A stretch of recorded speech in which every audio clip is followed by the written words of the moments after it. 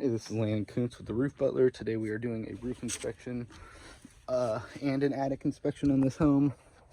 They're having squirrels enter their house, so the pest control company has come over here and installed a few traps and stuff to try to keep that from happening. First thing we're going to look at is going to be, you can see where that light's coming through right here. So if you look right there, that's about a 1 or a 2 inch hole. Definitely big enough for a squirrel to get through. And then you can also see signs in the insulation that they've been moving it around to make little homes down in places like this. Let's see if we can get the phone back in there.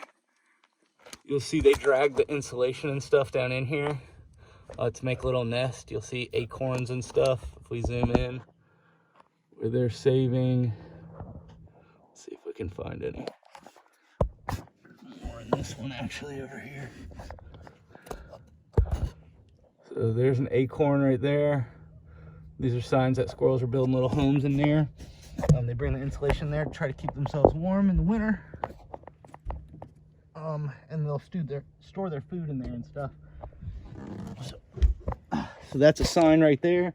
There's a few more openings on the other side right here, where you can see daylight coming through. Again, anywhere daylight's coming through, unless it's like a soffit vent where it's supposed to come through, or a ridge vent, which this house does not have. Actually, they may have ridge vents. Actually, no. If they do, it's not cut on this ridge. But basically, that's the only couple places you should see daylight through. If you're seeing daylight through, cracks and kind of corners on your house, that's definitely areas squirrels can get in. Here's the traps they're leaving with peanuts in them, so the squirrels will try to come get it. I see they've done some kind of blockage right here from squirrels being able to get in, or maybe that was just to keep the insulation from blowing down in there, but looks like it still did.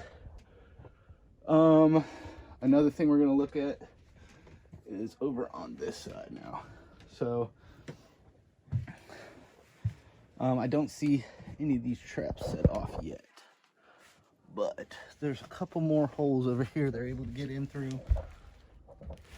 Let's get a little closer. Let's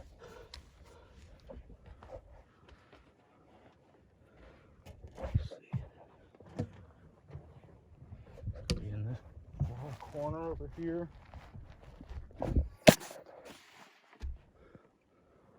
So back in this corner where you can see that daylight coming through, there's a big hole over here on the front of the house, and basically squirrels and stuff are able to get in through here.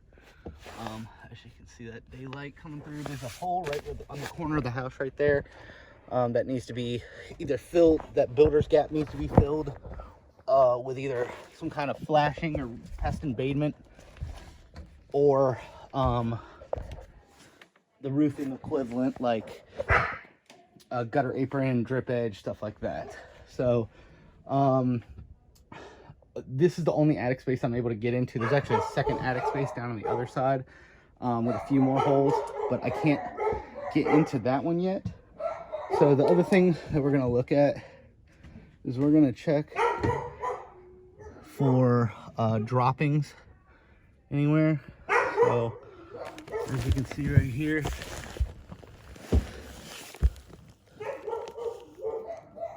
there it is.